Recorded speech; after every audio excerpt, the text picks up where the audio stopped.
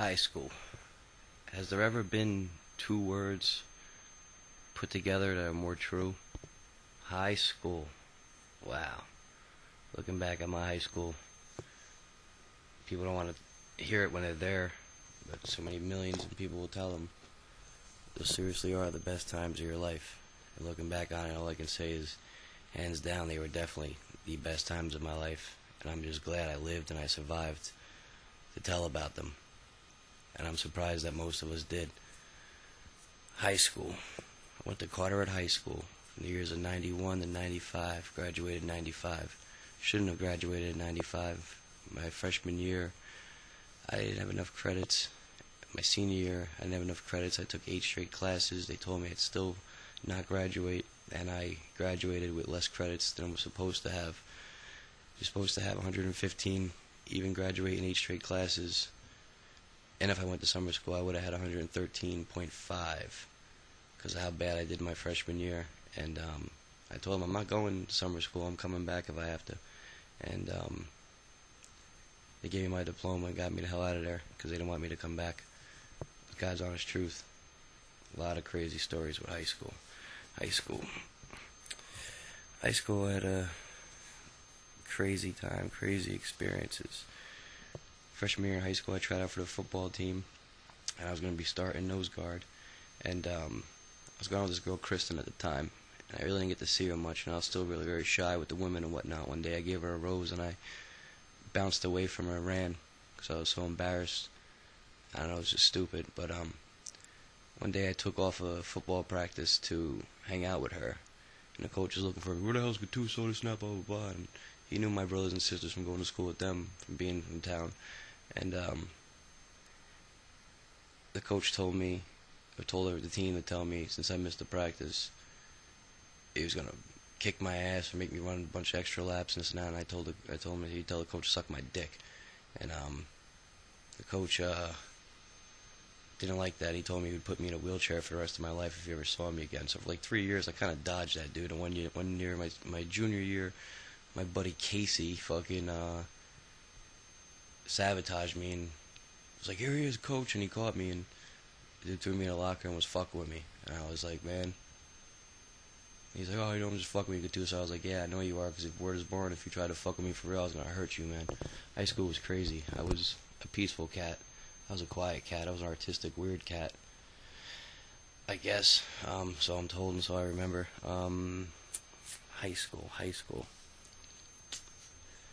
Introduced to drugs my sophomore year, beginning of sophomore year, going into sophomore year from freshman year.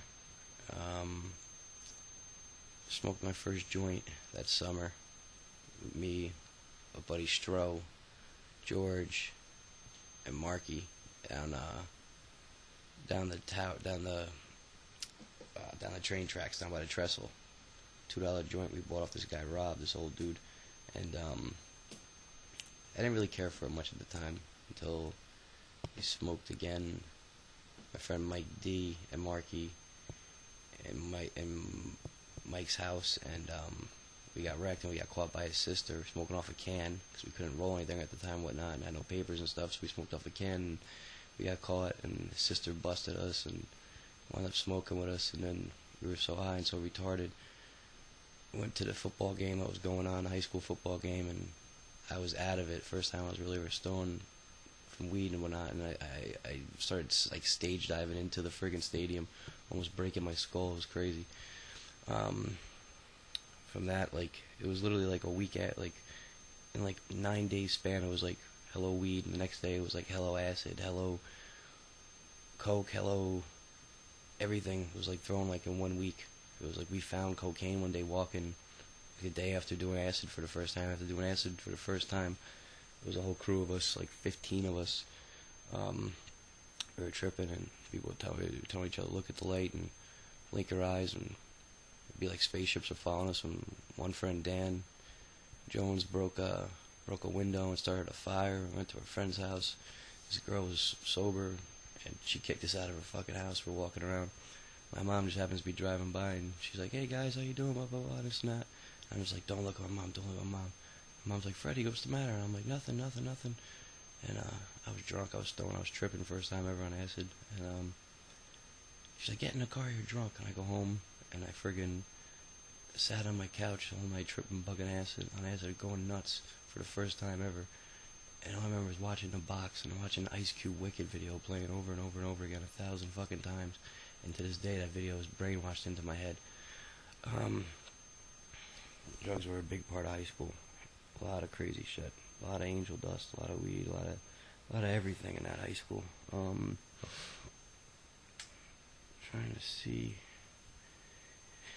In high school, we didn't have many positive things to do, so it was music and stuff, and then it was literally get fucked up and party, and we had these really old, decrepit places in Colorado at the times. We had the docks, which were broken down docks by the river, which is now a nice big beautiful park and a marina, but back then it was some shitty busted up docks. We'd go down there, get fucked up, party, fuck, spray paint, do whatever, and great times.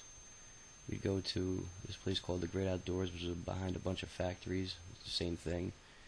We'd go to this place called the Towers, which was a big open field in Carteret, and which is now destroyed. We'd go there and party and fuck up, and people would lose their cars back there and pull insurance scams and do a lot of crazy shit. It was good times back in the day, being young, being wild.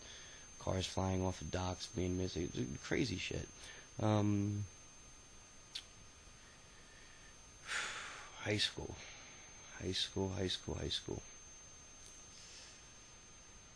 Tell you a story I'm kind of infamous for in high school. It's still talked about to this day. My senior year, like I said, we had 8 straight classes. One day, me and my buddy Mike D. Duns, we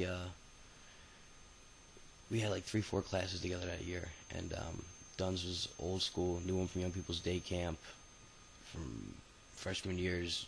We actually almost had a fight for it. Freshman year, we kind of did have a fight in a woodshop class. We had two teachers, Doc and Doc. One was electronic shop, and he was a big racist, white skinhead racist, and wasn't scared to show it. The other Doc was a black man that was just crazy and senile. And me and Dunlap one day had a fight in there, a little push, a little scruff. It wasn't a fight, it was just a push and a scruff. But after that, like, we became really good friends, and to this day we're good friends. That's my brother, MWR. And senior year, we had like 4 straight classes together, and he's like, yo, G, man, Liz got a bottle of Jack, let's go get fucked up, it's not blah blah at my house, let's bounce 5th period class. We didn't have the lunch period, we had straight classes that year. So we bounced out to his house. We had a substitute teacher that day, so it didn't really matter. We bounced out and went to his house.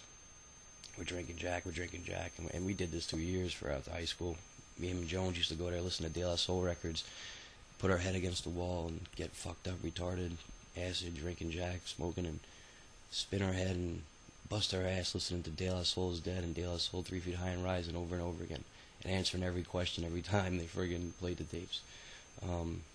Back then I used to take acid and listen to The Wizard of Oz on my Walkman and look at all the stars on my ceiling. Everything started out, but this one day we went to Dunn's house and we got annihilated. We got completely, totally shit-faced for lunch. We go back to class and I'm fucking hammered. I mean, Dunn's only lived like 1 block from the high school, so you could literally cut class and walk there, and we did many a times. So we go back to the class. 5th period class, I got this dude, Mr. D, who was a big cokehead, and I'm fucked up, I'm ripped. I'm like, yeah, rah, rah. He was really cool, Mr. D. I had him for 4 years straight, and he was like, he would give me a pass to go to the pizza place across the street and go around the corner and smoke a joint to the park, and just to get out of class for like 10 minutes because he knew I had no lunch and he felt bad for me. D was an awesome dude. Mr. D was great. So I'm ripped up, I'm fucked up in the classes. No, it's obvious as hell, but I'm a good, happy drunk at this point. I'm like, yeah, party, blah, blah, blah, everything's beautiful. Next period, I got gym. I'm like, ooh, I'm starting to crash. And they're like, Gattuso here. We all had to run 2 laps before and after class, or before class, I think it was, or after. And YG wasn't running anywhere at that time. And I'm like, nah, I ain't doing shit. So it's hitting me. I'm fucked up.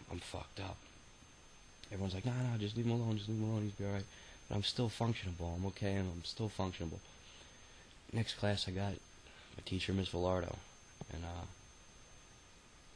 she was a beautiful teacher I ever seen.